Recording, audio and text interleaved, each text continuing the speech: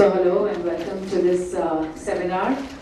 So it's a pleasure to have amongst us Chairman of APCI, Shri O.P. Pradadkaji, along with the speaker of this session, Jennifer Long, who is a global sourcing professional. She's a senior executive of worldwide sourcing and compliance, and has an extensive experience of over 20 years in sourcing and compliance.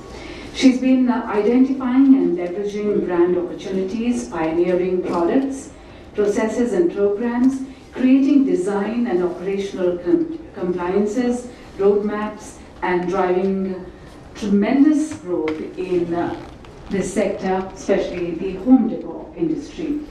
It's a pleasure to have her here with us, and who doesn't want to export to US? It's a big market, and giving us tips on that market is Jennifer Long now. Thank you so much. I really appreciate the introduction. So since she kind of summarized myself, I'll go ahead and dive into our topic. So for the first slide, it lists out an agenda of the topics that we're going to speak of today. I was asked to review the 301 tariff situation. Okay, so the first thing we're going to go over is just an update on the 301 tariff situation, the impact, and the new sourcing strategies that are falling into place because of it. The next topic I was asked to talk about is the difference between India manufacturers and manufacturers in other home decor countries. As she mentioned, I have a lot of experience for all home decor, not just furniture, not just decor, not just soft goods. I was lucky that my experience was across all countries, all categories. So listing out a difference between what are the factories like in a China, a Vietnam, an Indonesia versus an Indian factory. And then on our third point, how can India manufacturers increase market share and grow their businesses, keeping these points in mind? So for the first slide, the impact of new tariffs. To prepare for the conversation today, I spent quite a bit of time studying data in Panjiva.com. Panjiva.com is a source that every single exhibitor in this show should have a membership for and regularly be using to study data. This is customs data. You can sign up at different levels for, do you just want U.S. customs data or do you want data into other countries? It is a wealth of knowledge. The graph that you see is a graph that we'll go over several, but this comes out of a survey that they surveyed 277 companies about the 301 tariff situation and asked for feedback. The first question being, what's just the initial impact to your business because of the new tariffs? The first you'll see across the bottom, 70% said they will be developing new strategies. 30% said postponing sourcing decisions, a little less for planning slower on growth, and some will even be postponing investments. So what are the vendors in India going to be doing as a part of your strategy for increasing with your USA customers? 70% of the customers said they would be developing new sourcing strategies. How are you going to be a part of that 70%? The next question that they asked was, when will there be a significant reduction in the U.S.-China trade tensions? The greatest frustration that has come out of the 301 tariff situation is the level of uncertainty. This is actually drawn out for many months. Everyone has been waiting for how is this going to play out, what will be the final percent. So that uncertainty has placed a lot of doubt in decisions in the business. In the graph across the bottom, you'll see that almost 20% commented that they feel that there won't be a reduction in tension for 2019. Another 20% said they would feel there'd be ongoing tension. 40% said they feel that tension will be there until there's a new U.S. administration. And about 15% said they think it could last for decades.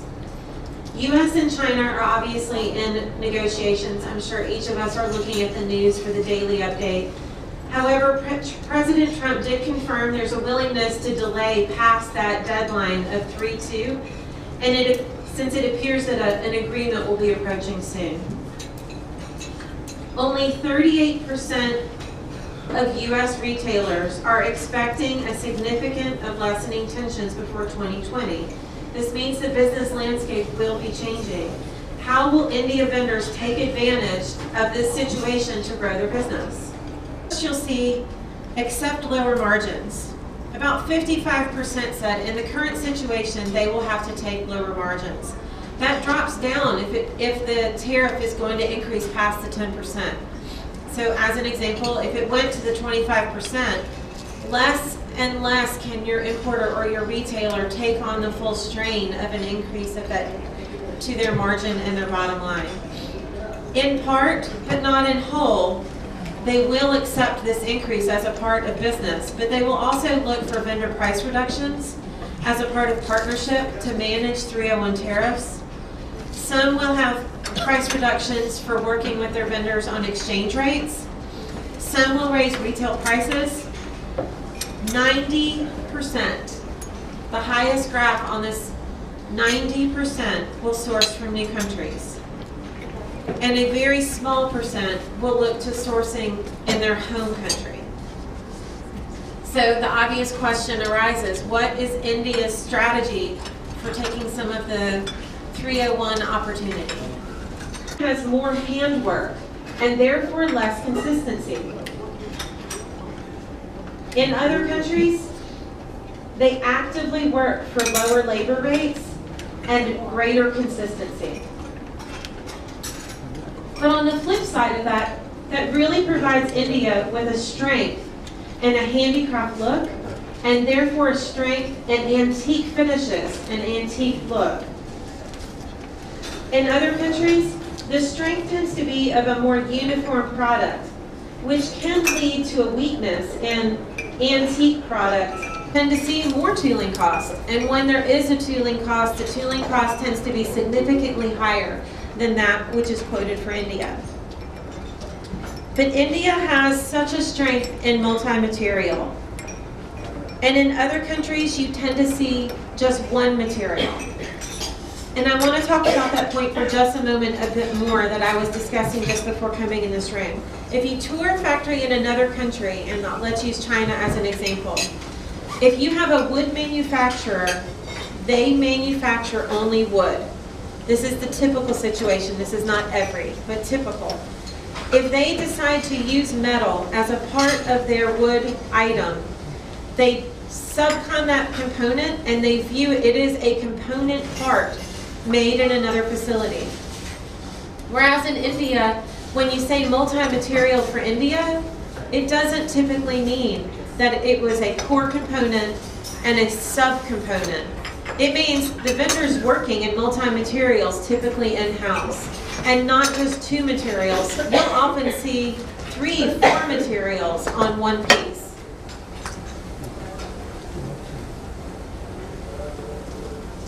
In China, Vietnam, Indonesia, and other comparable countries, you tend to see more foreign invested factories, meaning that I've been to Singapore invested factories in multiple countries, or a Taiwanese invested factory in multiple countries. But in India, obviously I've never been in a Taiwanese invested factory in India. On the side of China, Vietnam, and Indonesia, you tend to see more organized and more structured factories. This is not something to say that's better or not. This is something that I'm trying to point out that India needs to take advantage of the fact that it doesn't tend to be as structured and organized. And what product can come out of having a less structured product? A more creative product typically does. And how can you take advantage of that? And I missed one bullet by saying that India is typically more creative. Just above it, India vendors, in my experience, are very well traveled.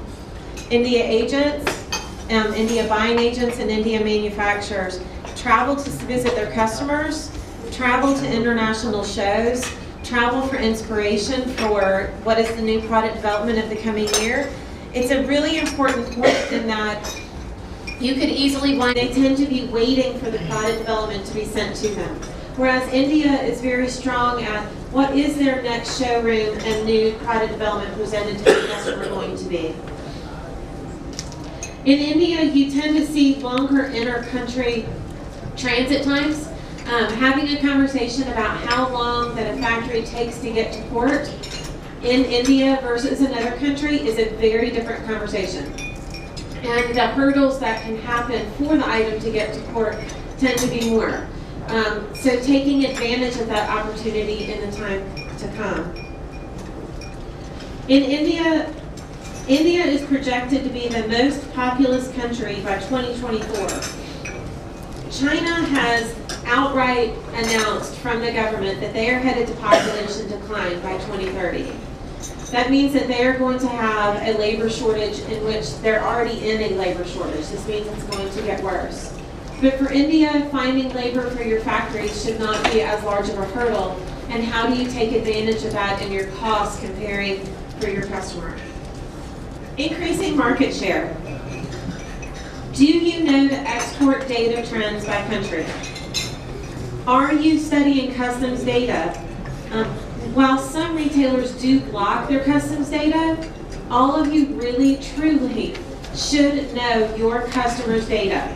I mean the data that comes from your company, as well as the data that comes available on the internet about your customer. And what % are they buying from each country? What categories are they buying from other countries? What is the value of those goods by category? What % change are they having happen in their categories year over year and country by country? Outright ask your customer, what are their initiatives for 2019? You should be prepared for that conversation with them to tell them, what is your strategic plan for your year ahead? How can your initiatives line up with theirs? How can you speak with them about how they are preparing for 301 and how you're ready to be their partner for them to resource product out of 301? Do you know your HS numbers? Although anyone in this room is probably not the party who's managing HS numbers, you should be very aware as to who at your company is managing HS numbers on your commercial documents. You should be able at the end of the year to say, what % of my business fell into each category and subcategory for each customer? And your HS numbers would allow you to organize that and align it to the data that you can study online about your customers to figure out, well, my goodness, my wood wall went down with my customer by 40%, but you can look online, study their data, and find that your customer's wood wall didn't go down. They imported it from somewhere else. So that you can have a conversation with them about what happened to that category and how can I increase it for the year ahead. We're going to talk through 3 examples of data. At the top, you'll see on each of these next slides will be structured the same. 2018, an HS number, and a description of what that HS number is. As many of you have spent time with an HS number, it actually is a big, long government description that is not very user-friendly. So I put in quotes the cliff notes of what that HS number is. So in this case, 7323 99 9030 is metal tabletop food safe. The value of these goods entering into the U.S. for 2018 was 81.7% from China. It was 11.7% from India. Let that sink in for a minute. This was not the % I expected on a metal tabletop food safe category. This is a category as being an executive oversourcing for 3 brands, assigning projects of who has the strongest capability. India would come to mind first for me as to a metal tabletop.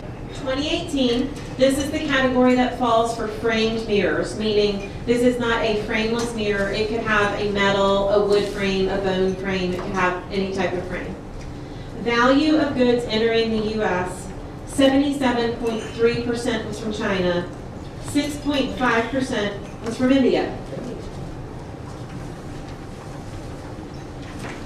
Percent change in market for 2018. The Czech Republic went up 0.85%.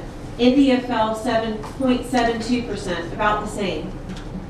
With bedroom ADD and with the 301 tariffs, I would have bet that India would have increased in this last year.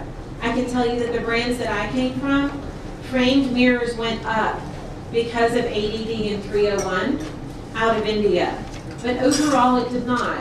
And why? How can we figure out that India should have a larger percent of framed mirrors, as well as the fact that it could be battling 301 tariffs? Okay, the third example, wood, case goods, furniture. As I think many of you know, that this is a category that has been increasing for India. I have been traveling to India for more than I would like to admit, and I'm getting old, that I would say that when I started traveling to India, a full-blown wood furniture case goods factory, I really was not in. I was not seeing. It was really Decad. That would sometimes make a side table or a case good. It was not a full-blown furniture case goods factory. You can't say that for India anymore. There are amazing, I mean absolutely beautiful wood case goods factories in India. You can see from the numbers, under China, 49.4% came from China, 3.6% from India. I did not expect that. If somebody had asked me a bet on what that number would have been before, I would have said higher. So what was the percent change for the next year, for the year? China was flat. Vietnam was up 1.1%. India was up 0.17%. Vietnam, the home decor industry and the furniture industry, it is not an enormous country. I think everybody in the world wishes that that country was larger given the environment of what's going on right now. India has a huge opportunity. Vietnam is not huge. It cannot take all of the 301 volume that's headed out. India is ready with some of these furniture factories, and this should continue to be a growth area for India, given the environment and given that the factories in this category are here and growing, that there's new each time I tour. So, increasing market share, given these examples. Okay, it's not happy. There we go. Okay, so how do we reduce roadblocks? This is a slide, to be really honest, I was really uncomfortable making. This is a slide that I feel like I have a conversation every time I come to India with at least one vendor. That you at least have one vendor when you're visiting your vendors that you have to talk to about managing their business more properly, that they are misbehaving in terms of compliance and shipping on time. But I don't want to discount the importance that while this seems easy, it is easier said than done. But it is vitally important that this is one of the reasons why your merchandising team partners, your sourcing partners, they think about this all the time. Make your customer's job easy. If you are sending quote sheets and you didn't list cubic meter, cubic foot, you didn't list the materials of the item, you just sent a picture, a description, and the price, they can't categorize that item for a duty rate and land it so that they can then figure out their retail. Just one example, but make their life easy. Don't wind up with commercial document errors. It really shouldn't be something that everybody has to touch. We should be working on what's the next best item, not correcting things. Ensure that your customers' samples and testing samples are made with proper production materials. Meaning, your sample room should have the same quality of materials that are on your production line. You should not have an item that goes for testing in a lab and it turns out that the welding material wasn't the same welding material used on the line, and oh, what do you know, it didn't pass for food safety because the sample room uses a different quality welding. Don't let that happen. Sorry. You lose timeline, you lose face, you lose confidence with your customer that you know what you're doing. Label all your samples correctly. Does your customer have all of your core finishes? Do they have swatches of some new technique that you've developed? If you suddenly have the ability to inlay metal into one of your other materials, do they have swatches that show that capability? Do they have current for this season in their bin? If they do, I guarantee you, as they're working on product development, somebody visual is saying, well, I don't know, what do their finishes look like? Let me pick from them. And if they're not there, what do? They go to another vendor's bin. And you wind up referring either to another vendor and the project goes there, or you wind up with a swatch getting copied from somewhere else that, to be honest, you probably have something that's close on your line and you could be using the same thing already. Meet deadlines while always working to reduce product development and production timelines. This is something I'll hit on a little bit later, but make sure that your customer is really clear as to what your lead time is. And always be working to reduce it actively.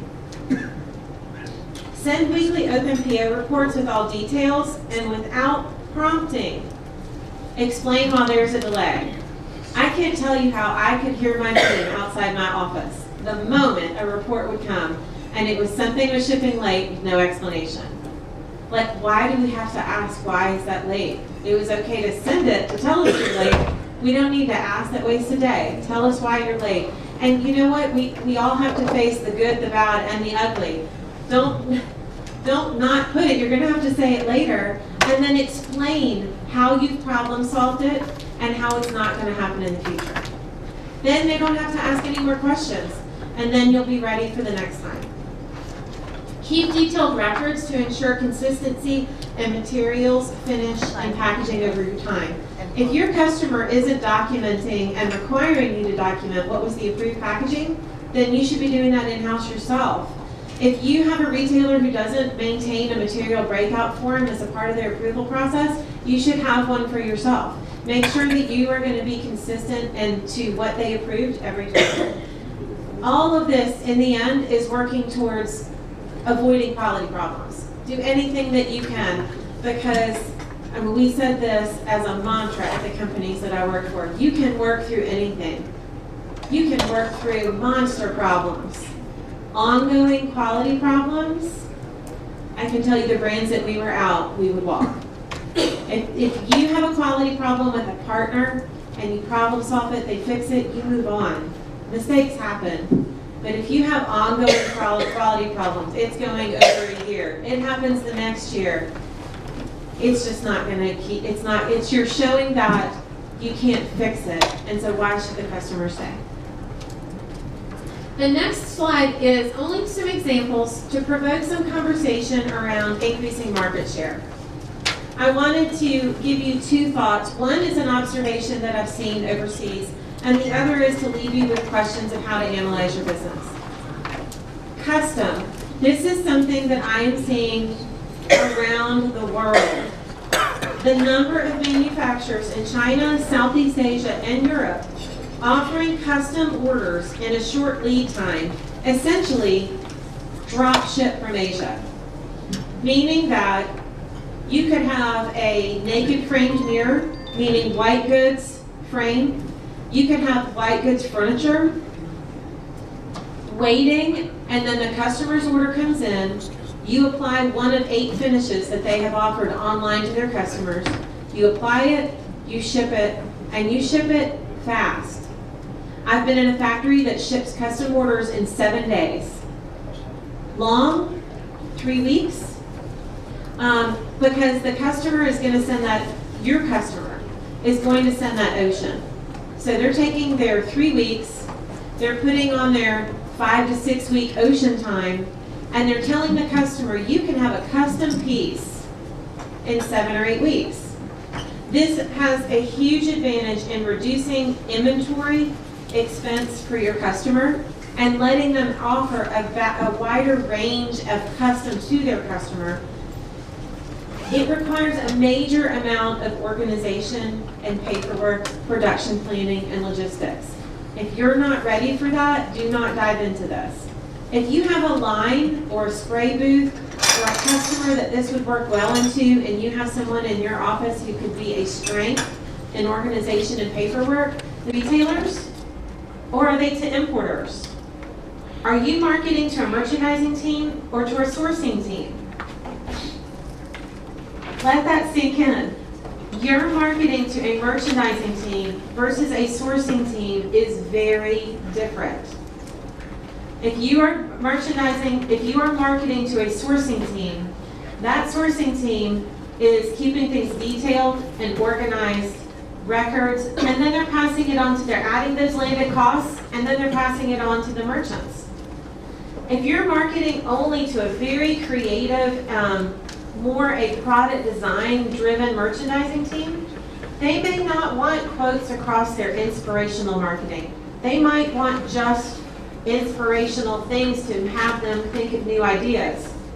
Or do you have a very metric driven merchant who wants to see a quote next to each of your things that are in your presentation? Think about what is going to make it easy for them to drive a new item to you. Are you selling hospitality or selling anyone in a commercial space? It could be a great way to diversify your customer base. If you are 100% to retailers, it might actually be nice for your particular business to have someone in hospitality, because as retail is being challenged right now, maybe that could help offset the challenge that you're hearing from your U.S. or European retailers. Are you creating a strategic plan each year on how you want to acquire the type of new customers that your company needs? Think back to the data that we looked at in some of those other slides. I hope that some of these ideas begin to just provoke thought. I would love any questions that you have.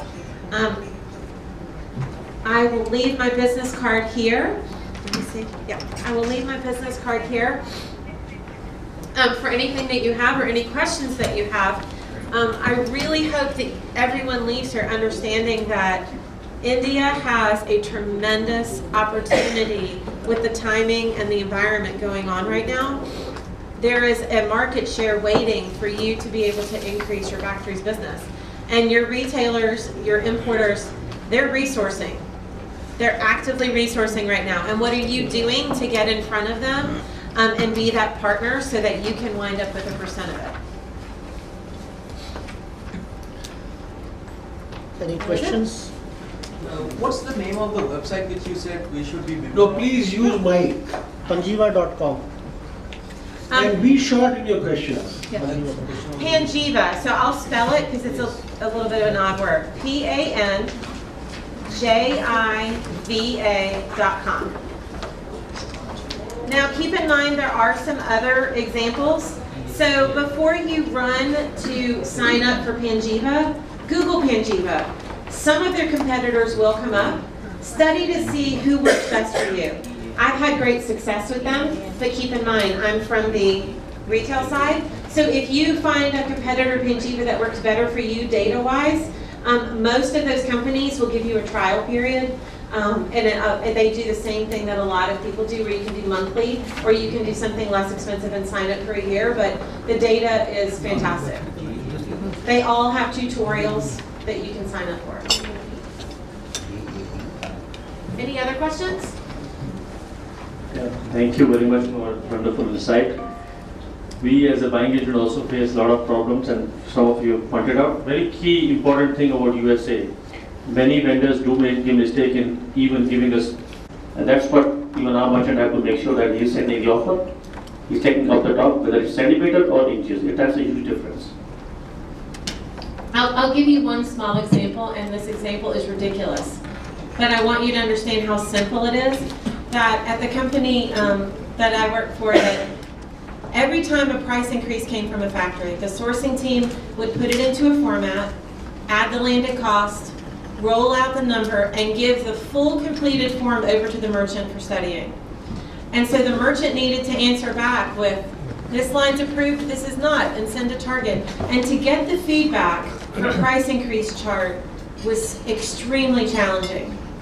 All we did was add a column of feedback and calculated out formulas so that as soon as they put in a target price for an answer in their price increase chart, and it calculated out the landed cost, the impact to their retail, the price increase charts came back immediately. Think about, it takes someone on your team no time at all to list inches and centimeters. It takes no one time at all to just add a few more columns so that when your customer has to enter something to think for an answer to you and you help them self-calculate it, oh, they'll remember that you did that. They'll remember that you make their life easy, and they'll want to do business more with the party that makes things simple. The most important thing, and that is where customer of you will take value from you, that you know whom they are selling to. That's the key word I'm giving you. Customer thought has to be your thought. That can I buy this through this customer? And then you work backward.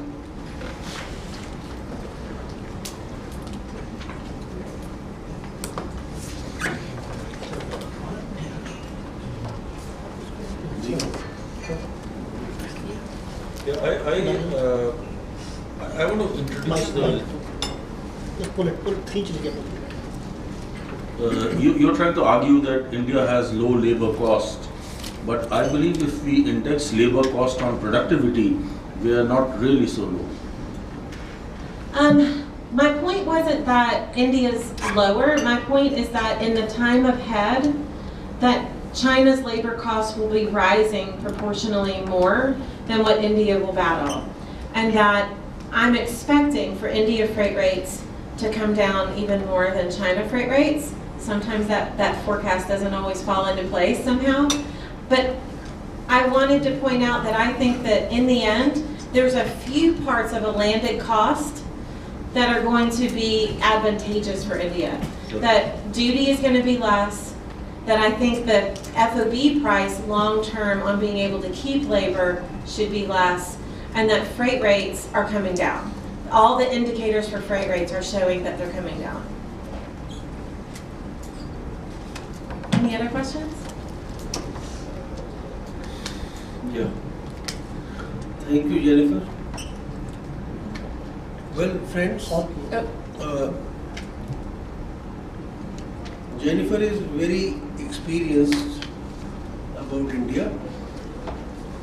She has been in many roles and she has visited many of our Indian factories.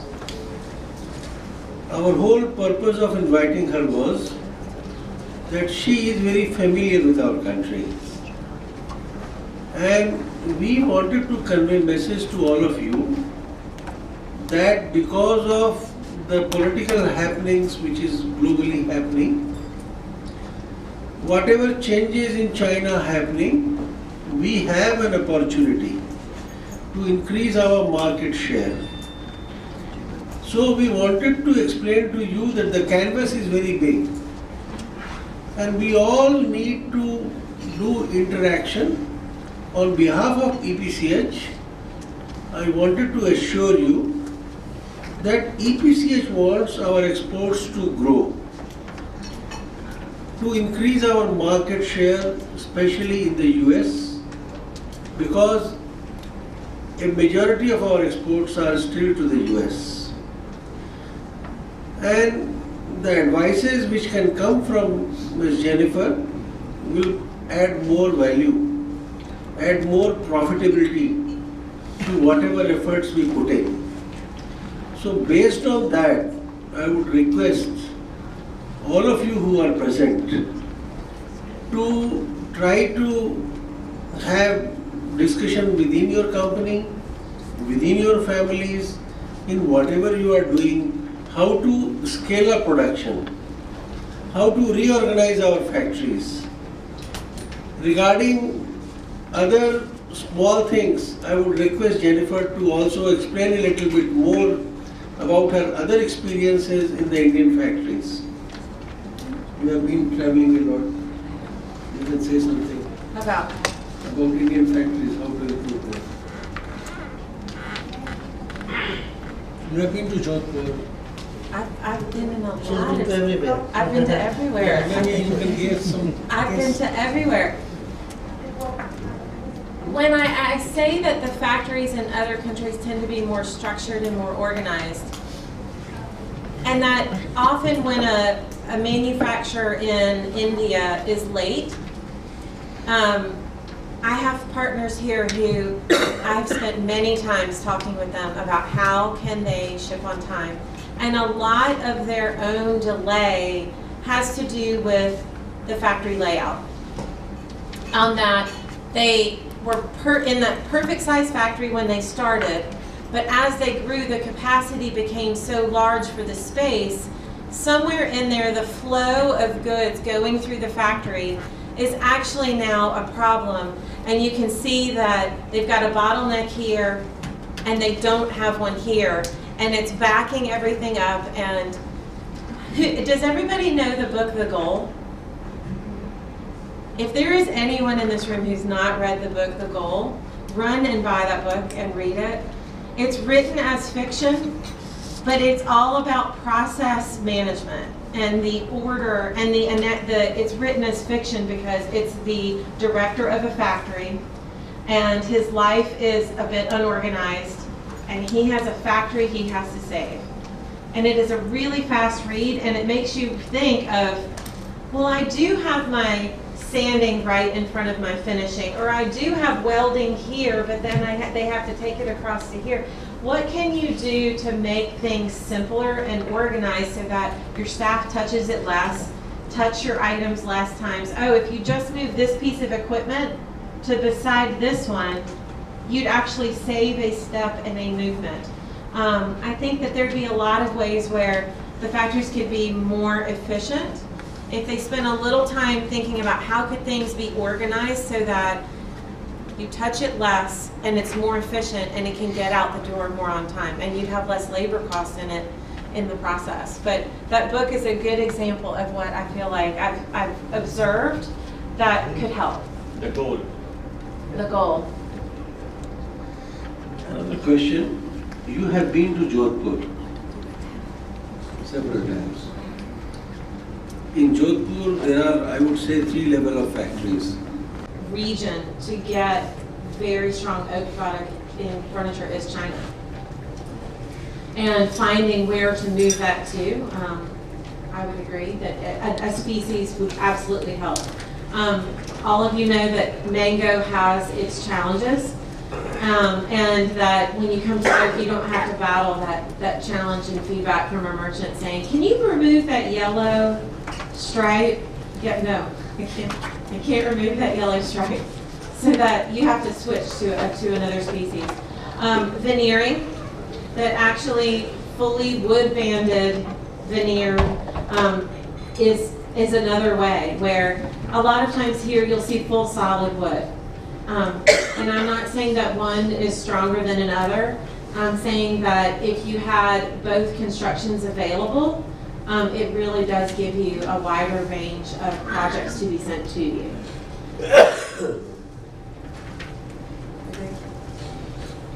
Well, you mentioned we are good in combining different materials, and that is one of our strengths. So in Jodhpur, they are able to combine metal, wood, sometimes leather. Do you have any suggestion for any other materials they should experiment with so that it can be more appealing from the design point of view, from the market point of view? No, it's an excellent question.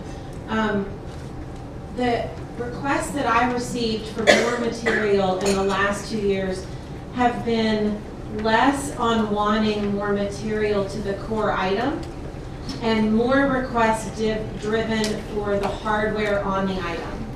Meaning that hardware on furniture and sometimes on a DECAC item that has a drawer is first and foremost metal from a catalog. You know, that it's often just a standard component. But if you change your hardware options in your case goods to have, oh, well, I can do a bone handle, I can do a stone handle, I can do a leather wrapped handle, I can do a rattan handle. That is something that we were getting requests for constantly. And to the point where not every manufacturer can do that. If you actually have that hardware, there's a really good chance that they're going to buy case goods from somewhere else and kit it with your hardware in their warehouse because they're not finding that capability by saying, I have a brass handle and it's woven in rattan, or a brass handle woven with leather, or wood ends holding stone.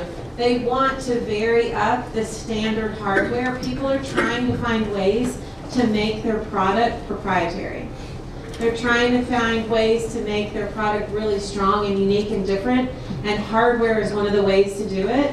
And so often everybody just puts the standard handle and focuses more on the case. So varying the materials in the hardware to really finish out your piece, I've been receiving a lot of requests for that. One small addition, you were actually very right. When you go to Jodhpur at a factory, you see a lot of good designs on the wood. But when you say, okay, do you have a different handle? They will come up with the same 20 and 30 years old designs of casting and rough iron. Wherein if you go to Kirtinagar at the furniture market, you find such exclusive handles at such exclusive furniture. So I would say fusing of the hardware which is mentioned, that will actually give you a right perspective of what the customer needs. We still are having hard time getting our handles done in Jodhpur. Somebody has to go to Moradabad, or you have to actually get it from imported. Nothing in Jodhpur. Jennifer, you will address that issue with our exporters in Jodhpur. The next question you mentioned about the opportunities in the mirror frames. Mirror frames. And we also see a lot of opportunity in the mirror frames. And can you explain this product category a little wider? What are the challenges for we Indian producers to take more market share in the US on the mirror frames? Because the duty, I think, going to be 25%. So we have a room to get in. But then you have been buying mirror frames, so what are the challenges? Can you highlight? No, it's a good question. I actually don't have a perfect answer on. I too was surprised that that percent had dropped. So I can't say exactly why that percent dropped. I can tell you where I've had challenges on framed mirrors. For a framed mirror, it can be a real headache for an omni-channel retailer who mails directly to customers' mailboxes. That mirrors can obviously break. And when they break, the majority of retailers will abandon them in the field, that you do not bring them back because of the broken glass. Therefore, every time you have one that is broken in return, you're having to refill from stock because you can't put it back in stock. So my point of that is construction. That you should really take time on the construction of your mirrors. If you are just dropping in a mirror into a frame and that's it, that's not good. You really should be having a specific construction to ensure that when you are drop testing, that you will win. That at the brands that I worked for, we decided not to just drop test mirrors once, but they had to pass twice. There is something about a mirror that you can send it to a lab and pass, and then put it in the field, and it breaks. That the practical nature of that item, that it'll pass sometimes, and then if that 90-degree corner happens to be in the frame a little bit different, and then it fails later, and your customer has returns on mirrors. I would I'd make a standard for your factory that at a minimum, this is how mirrors leave our facility. And then if your retailer has a heightened construction, you apply it. But construction and breakage would be the largest. Excuse me, Jennifer. My name is Amit Barnwal. I'm a manufacturer and exporter of Indian handmade carpets and rugs from Badawi. My question is that, Iran was a traditional carpet exporter, manufacturing exporter, and after embargo, we got a lot of business because of that embargo. But now, in recent developments, China is making machine-made carpets, Turkey is making machine-made carpets, Belgium is making machine-made carpets, and so many other countries. We are facing a lot of heat because of that, We are losing customers in America. So what do you suggest, how do we, tap to the market, or how we can, grow this, shrinking market? As you said, we are labor-intensive country, Right. and we are handmade carpets, so there is a lot of labor involved. And there is always inconsistency, which is our beauty of our product also, because it's not too uniform. So how do you suggest, that, what is your suggestion that we can, explore new markets within America? I think what you're feeling is that in the US, there has been a trend for a while on performance. And that is happening in rugs and in fabric. So meaning it also happens on upholstered pieces as well. That customers have been going to machine made in the US heavily because they are performing higher. I think that some of it also has to do with the growth of the outdoor rug category. That with outdoor rugs, when they first came out, everybody viewed as an outdoor rug as like this harsh outdoor rug, and it was only for outdoor. And slowly but surely, with the growth of performance fabrics, and I mean performance for outdoor as well as indoor, everybody started blurring the line of outdoor to indoor. And that they are bringing those outdoor performance rugs to the indoor, so you're suddenly battling a subcategory that you were not battling previously. Customers are now realizing that they can bring those in for performance and easy care, and they're doing the same thing with fabrics. The growth of like this umbrella, as an example, that if they have a way to lean to something that is performance, it is getting a huge part of the market now. So if you have a way to say that this rug is easy clean or easy care, that wins the attention of the consumer at present. They want a way to be able to ensure that the piece that they bought isn't going to get ruined immediately, like a piece of upholstery, a rug, for performance. Okay, but usually, all the hand-knotted rugs, I know. they last for years, for Yes. generations. So I think, durability or, performance is not a problem. The problem what we are facing is the price. Because of machine made is damn cheap, Right. maybe 1/10 of what we are making in hand knotted. So there are other things which we are trying to do, like hand tufted and flat weaves and all those things, which are much cheaper option of hand knotted rugs. But still we are facing this, competition with the machine made carpets. So for that kind of, competition, what do you suggest? Because outdoor, as you said, outdoor rugs, which are performance rugs, which are also, used indoor, those are basically machine made, I believe. No, I mean, I think you have a very good question. That I do not have a fabulous answer Okay. for you. That I wish I had a way to immediately tell you how to grow that. But I think you're going to have to find a way to market. Like maybe you're not getting credit for the fact that it will last forever. Yeah. And are your customers telling that story? That if you have a way to include, I mean, I think we've all read an article now about how millennials and Gen X and Gen Y, they want the story of the brand. They want the story of their product. If you have a way to resonate the fact that here's what comes with your rug, here's how you care for your rug, and here is why it will last forever, I would expect that would help. But are your customers conveying that message to those consumers? Is the only thing that right now comes to mind. But I mean, it's an important question. Oh, thank you very much. I think Sure. you actually told me about the story, and I think I'm also thinking the same way. So I think maybe we are all right. Play with Thank that. you very much. Yeah. Thank you very much. Hello, Jessica. I Anybody has have a question? a small question, yeah. Yeah, please. I just wanted to ask that is it a good time to go sustainable with the products? We deal with soft furnishings, cushions and everything. Is it a good time to go sustainable with the products? Because obviously the moment you start making organic, the price goes up a little. So when the price goes up a little, is the US market ready for that or not? I think that question falls to by your customer. Meaning what percent of your customers already play that story, and in terms of importers and retailers. If you don't have a large percent of your customers in that bucket, then that's going to be a really hard sell.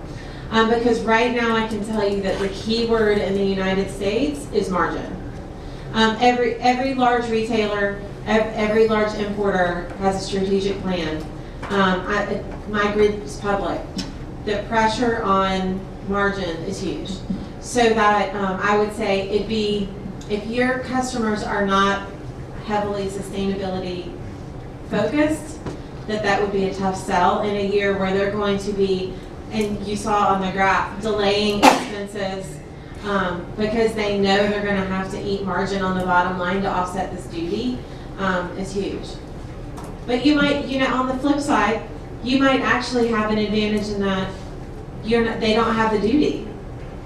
That you're not going to have the 10 to 25% duty. So I would play with the math on examples. If somebody bought it in China and somebody bought it with you, what could that look like? Because the products, the moment we go sustainable, it's all handmade, hand embroidered. Right. Those kind of stuff is not available in China. So if a person has to buy that, they have to come to India. Yeah. Yeah. And I cannot ask my already existing customers because we're obviously new to the market, which is why I'm asking you. Right, no, exactly. I don't have an exact answer except for I think it depends on your current customer base. But the other thing you could do is reach out to your buying agent partners Okay. and ask a survey to their customer base and how they feel about it. Panjiva can take suggestions. They take suggestions on surveys to send out to the people who are members as well. Oh, what was the name that you mentioned? That was the website that I called out earlier for customs records. That as a member, I receive an email at least once a year from them saying, what questions are you interested in as we work on our surveys for the year ahead, so that you could get a lot of people feedback on that particular area. I'm sure there's associations as well that you could ask to ask those questions for you for the trend. Okay. Thank you. Yeah. Thank you, friends. If you have any question, you mail it to us at trade@epcs.com and we will try to get you the answer from Jennifer. Thank you. Thank you so much. Thank you so much, Jennifer. We'd like to present a memento to you on behalf of EPCH. I request Chairman EPCH, Shri O.P. Praladkaji, to present a memento to Jennifer. Our next seminar is soon going to start immediately after this, and it is on the sustainable timber species which could be used for wooden handicrafts. So please stay back with us.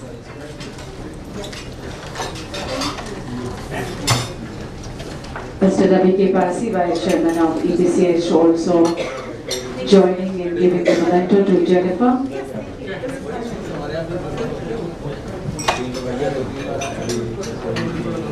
Thank you for your valuable insights, Jennifer.